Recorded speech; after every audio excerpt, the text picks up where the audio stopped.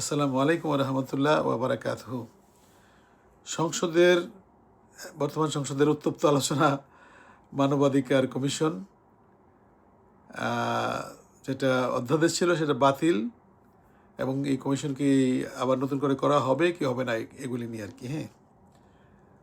তো এই বিষয়টা অনেকটাই স্পর্শকাতর জিনিস। তো এখন জনগণ, আমরা যারা আমজনতা আছি, আমরা কি আমাদের মানবাধিকার, আমাদের অধিকার সম্পর্কে জানি যে আমাদের অধিকার কতটুকু আছে? তো এই বিষয়ে আমার তেমন জ্ঞান নাই। অনেক গুণীজন অনেক ধরনের বই পুস্তক লিখে গিয়েছেন, বিভিন্ন দেশে বিভিন্ন ভাষায় অনেক কিছু আসছেন, এবং অনেক ধরনের আইন বিভিন্ন রাষ্ট্রে এবং আমাদের রাষ্ট্রেও আছে। তো আমি একটা সাধারণ আমজনতা হিসেবে যেটা বুঝি সেটা হলো, আল্লাহ সুবহানাহু ওয়া তাআলা আমাকে এই পৃথিবীতে পাঠিয়েছেন এবং আমার জন্য যেটুকু সুযোগ সুবিধা আল্লাহ প্রদান করে দিয়েছেন, আল্লাহর কোরআনের মধ্যে আছে, এবং আমাদের ইসলাম ধর্মের মহানবী সাল্লাল্লাহু আলাইহি ওয়াসাল্লামের হাদিসের মধ্যেও আছে। সেখানে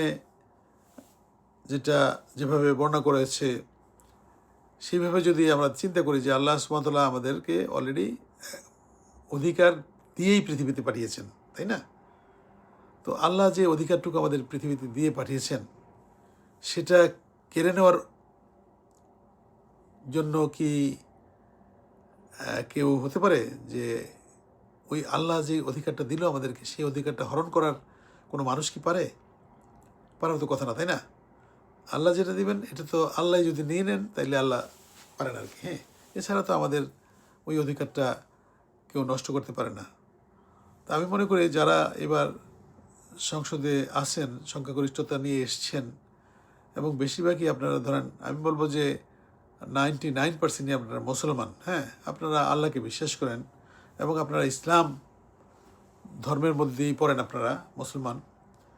তো আপনাদের উচিত যে জিনিসটার একটু ব্রড ব্যাখ্যা করে দেখা এবং বলা যে আমরা পৃথিবীর যে মানুষ হিসেবে আমরা জন্মগ্রহণ করেছি, আমাদের যে অধিকার আল্লাহ সুবহানাহু ওয়া তাআলা দিয়েছেন মানুষ হিসেবে, আমাদের অবশ্যই রেসপন্সিবিলিটি আছে, আমাদের রাইটসও আছে, প্রিভিলেজ আছে। এগুলি আল্লাহ প্রদত্ত যে প্রিভিলেজগুলি, এগুলি যাতে কোনো মানুষ, কোনো সরকার বা কোনো দল নষ্ট না করতে পারে, এটার প্রোটেকশনের জন্য আমি মনে করি বর্তমান সরকারের উচিত প্রফেসর ইউনূসের চাইতে আরও অনেক শক্ত করে বড় কমিশন বানানো, যারা এগুলি রক্ষণাবেক্ষণ করবেন।